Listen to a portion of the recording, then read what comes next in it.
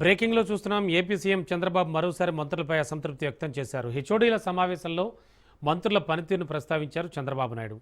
మంత్రుల పనితీరులో ఎలాంటి మార్పు లేదని, 18 నెలలైనా చాలామంది మంత్రులు వాళ్ల పనితీరులో మార్పు తీసుకురాలేదన్నారు. కేంద్రం ఇచ్చే పథకాలు, నిధులు తీసుకురావడంలో మంత్రులు విఫలమవుతున్నారని, ఢిల్లీకి అధికారులతో కలిసి వెళ్తే సంబంధిత పథకాలకు కేంద్రం నిధులిచ్చే అవకాశం ఉందన్నారు. మంత్రులు ఒక్కరోజు ఢిల్లీకి వెళ్లడంలో నష్టమేమీ లేదని, పనితీరు మార్చుకోవాలని సూచించారు చంద్రబాబు.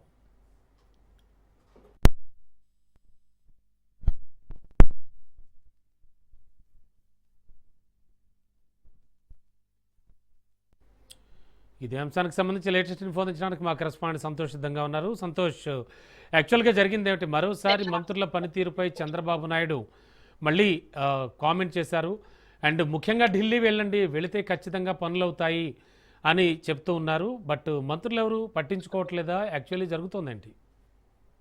ఎస్ రమణ, ఏదైతే రాష్ట్ర సచివాలయంలో నిర్వహించినటువంటి హెచ్ఓడి సమావేశంలో సీఎం చంద్రబాబు నాయుడు కీలకమైనటువంటి వ్యాఖ్యలు చేయడం కూడా జరుగుతూ ఉంది. ఎందుకంటే మంత్రులపై పనితీరుపై అయితే కనుక మరోసారి అసంతృప్తి అయితే వ్యక్తం చేసినటువంటి పరిస్థితులు కూడా ఈ యొక్క హెచ్ఓడి సమావేశంలో కనబడినటువంటి పరిస్థితులు కూడా నెలకొన్నాయి. ఏదైతే గతంలో కూడా సీఎం చంద్రబాబు నాయుడు కేబినెట్ సమావేశం నిర్వహిస్తున్నప్పుడు మంత్రుల పనితీరుపై కూడా ఎప్పటికప్పుడు పర్యవేక్షించాలి. అదేవిధంగా దానికి సంబంధించి ప్రభుత్వ నిధులు పథకాలు కావచ్చు, అదేవిధంగా కార్యక్రమాలు కావచ్చు, అదేవిధంగా ఫైల్ క్లియరెన్స్ అంశాలు కావచ్చు, వీటన్నిటినీ కూడా పూర్తి స్థాయిలో పనిచేయాలి అంటూ కూడా అనేక మార్లు అయితే కనుక దిశానిర్దేశం చేసినటువంటి నేపథ్యంలోనే ఈ రోజు హెచ్ఓడీల సమావేశం, అంటే రాష్ట్ర సచివాలయంలో సెక్రటరీలు, పిఎస్లు అందరూ కూడా హాజరైనటువంటి ఈ యొక్క హెచ్ఓడి సమావేశంలో భాగంగానే ఇటు సీఎం చంద్రబాబు నాయుడు మంత్రులను ఉద్దేశించి అయితే కనుక ఈ యొక్క వ్యాఖ్యలు చేయడం కూడా జరుగుతోంది. చాలా మంది ఆ మంత్రుల పనిలో అయితే కనుక ఎటువంటి మార్పు రాలేదంటూ కూడా వ్యాఖ్యలు చేయడం, అదేవిధంగా కేంద్ర ప్రభుత్వం ఏదైతే పథకాలు ప్రవేశపెడుతుందో అది రాష్ట్రంలో అమలు చేస్తున్నటువంటి నేపథ్యంలోనే దానికి సంబంధించినటువంటి నిధులు తీసుకురావడంలో ఇటు